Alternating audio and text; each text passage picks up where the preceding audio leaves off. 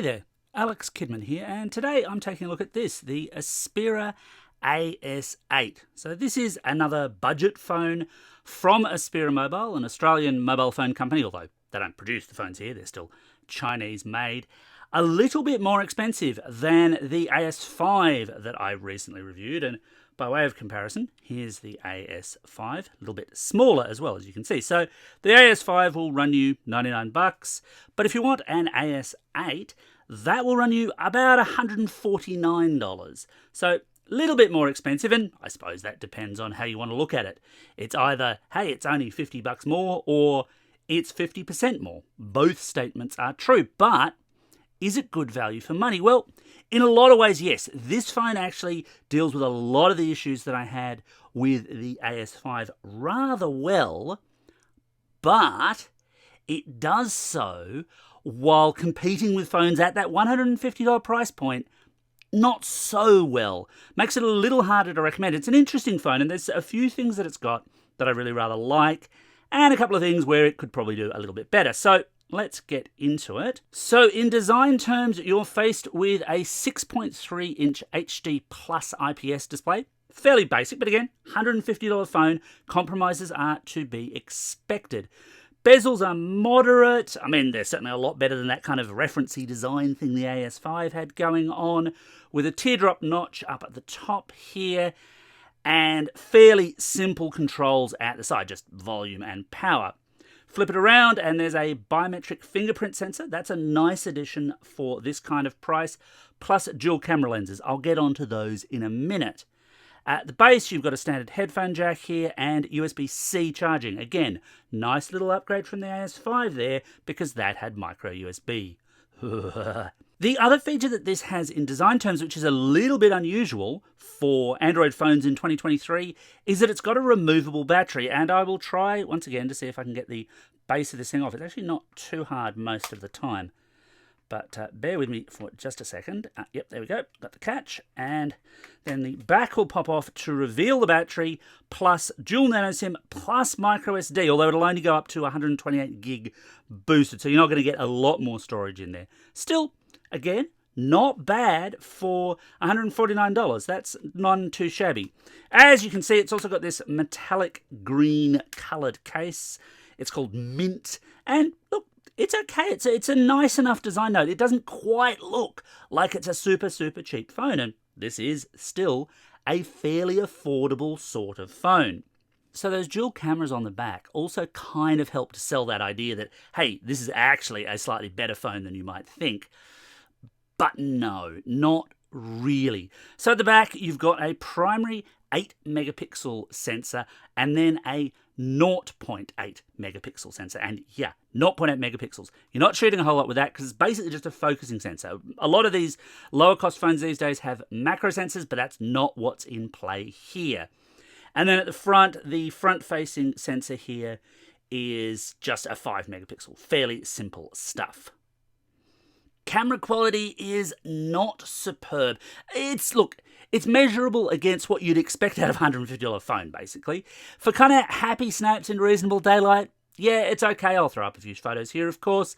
But any kind of action or low light, things just fall apart pretty quickly. You get a lot of grain, you get a lot of blur, you get a lot of photos that you might think, hey, that seems to have turned out okay, and actually once you come to look at them on some other screen, they're not so great. In this price space though, I've got to be fair to the AS8, you don't really see good cameras, because if you were getting good cameras, you'd pay more for them. I've also got to call out the camera app, because whilst it's got quite a few modes to play with, flicking between them is a slow and slightly torturous process, which I really didn't enjoy. And beyond my own personal enjoyment, the challenge here is that if you wanted to get that quick shot, if the dog does something cute or the grandkids do something cute, you're probably not going to get it if you've got to flick between modes to get it, because it's going to take you some time to do that. So what about under the hood? Well, Aspera advertises the AS8 as running on a 1.6 gigahertz octa-core processor, and wow, that sounds impressive, right? No, not really. While they don't actually give any other details on it, as per CPU-Z, it appears to be the exact same Unisoc 9863A processor as was in the AS5, and it's backed up by only 2 gig of RAM and 32 gig of onboard storage. Now again, that's the victim of the price point. That's kind of what you get and what you pay to an extent, although that comparison with the AS5 of course means that if you just wanted basic, the AS5 is indeed going to run about the same as this does. Now, that low processor and low memory also puts this in Android Go territory. So if you're not aware of it, Android Go is the cut-down version of full Android designed for low-power devices like the AS8. It's exactly what it exists for. And look, basic applications run fine, but not all of them. Developers can actually specify minimum spec requirements that Android Go typically doesn't meet, and so I have hit a few apps that will not run quite so well. The other thing, though, with the AS8 at this $149 price point is that there are competing phones that you could get. And not that long ago, I did, for example, the Motorola Moto E13, and that too is an inexpensive phone with a fairly low-end processor in it. You know, commensurate with that price point. That's all the way that that goes. And so I tried to benchmark the two against each other. And look, Geekbench will not install, but 3DMark will. And its older Slingshot Extreme test kind of tells the story, because the AS8 got a score of 427 in that test, slightly above the AS5, but not mathematically relevant in that sense. 422 to 427 is no real difference at all when you're talking benchmarks. The Moto E13, though, 959. Now, neither is a fast gaming phone. I'm not really running that benchmark to say, hey, these things can do the gaming and do it well, because basically they can't. The point is, you can run basic games on this thing. I mean, as you'll see, the load time on Candy Crush Saga, it's pretty extensive because this isn't a particularly quick phone, but anything else, anything higher end, yeah, you're going to struggle quite a bit. I am rubbish at Candy Crush, by the way, but you'll see that very, very shortly. That is not to say that this is a complete disaster area and you shouldn't bother with the Aspera AS8, because it actually does have a few things to it that other budget phones do not. So what are those? Well, for a start, if we flip it over, there's the fingerprint unlock. A lot of these cheap phones don't have any kind of fingerprint unlock. They will advertise face unlock, and the AS8 does that as well, but it's a not secure version of face unlock. I would not bother with it. It's just too easily fooled. It's not a secure measure. This is, and that's a good thing. It's also got NFC on board, so you could use this for payments. You could link Google Pay to it and use it for your contactless payments. I have one very slight caveat to that. One thing that gives me pause for thought on this, and I will say I've not extensively tested the NFC on this because I have other better phones that I can do that with, I'll be honest here. The issue is that this is an Android 13, or Android Go 13 phone, I should say, but I'm recording this in September 2023, and it's only running the May 2023 security updates. That's not great, Aspera. And while I suspect that's completely outside of your control, because this is probably, again, a Chinese reference design, it'd be nice to see some kind of idea of what updates this is likely to get and when it's likely to get them, because out of the box, it's already a little bit old. These cheap budget phones, again, Android updates are not frequent and they're not usually all that fast, but I am seeing more movement in this space from the likes of Nokia HMD and Motorola. Aspera could do well to join that group. So the AS8 has a removable battery, which is certainly interesting, but is it any good? Because certainly with the AS5, it struggled with its titchy little 2000 milliamp hour battery. The AS8 is a lot better in this regard.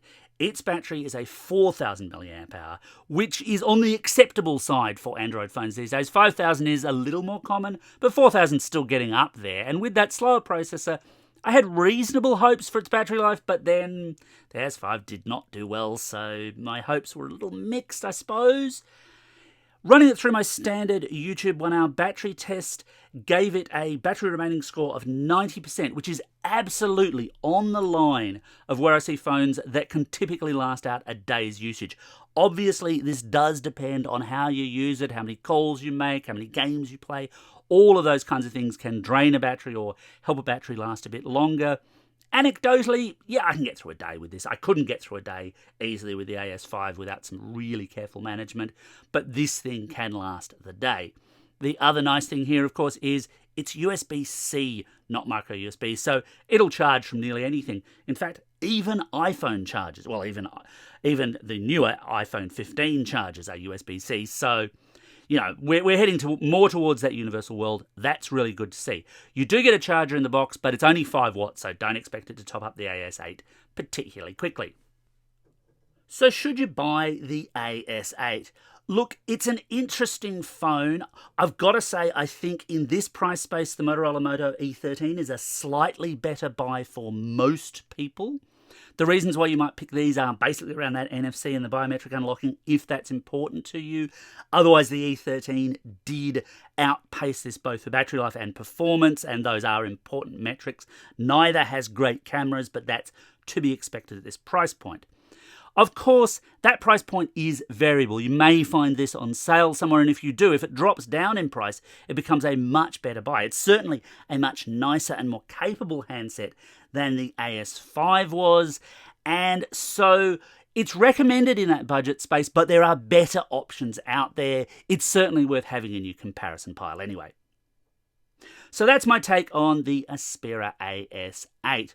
What do you think? What do you want to know? Let me know in the comments below, and as always, thanks for watching all the way through to the end, and don't forget to hit like and subscribe.